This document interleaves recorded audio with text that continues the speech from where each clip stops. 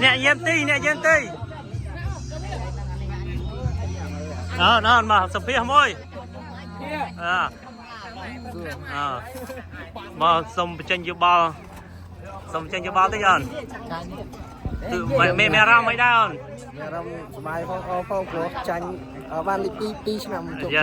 hay năm cái đó mấy đại trong cái phật vào đó ai miền ấy đam nhà cho con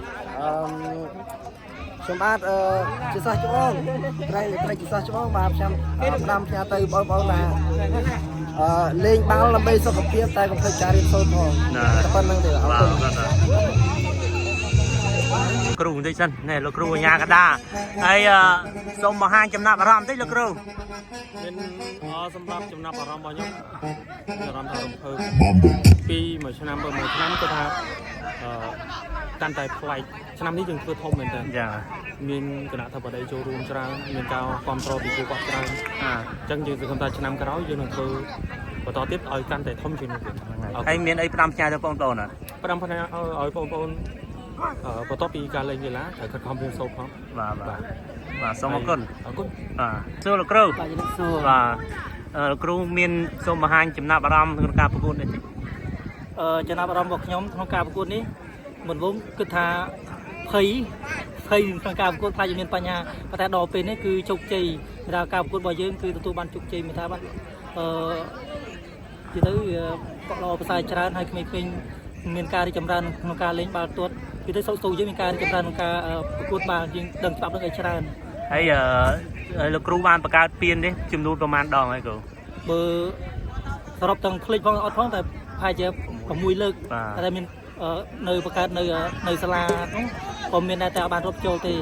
តែនៅនេះបាន6លើកទី6ឆ្នាំហ្នឹងហើយមានអីផ្ដាំផ្ញើដល់បងប្អូនណាបាទការផ្ដាំផ្ញើរបស់ខ្ញុំហ្នឹងបាទសូមឲ្យក្មេងៗហ្នឹងលេងកីឡាតែកុំភ្លេចការរៀនសូត្រហើយសូមឲ្យជិះឆ្ងាយពីគ្រឿងញៀនហើយសូមគ្រប់ច្បាប់ចរាចរណ៍ទាំងអស់គ្នាព្រោះឥឡូវគ្រោះថ្នាក់ច្រើនហ្នឹងបាទសូមអរគុណបាទអរគុណអូនេះអូននេះ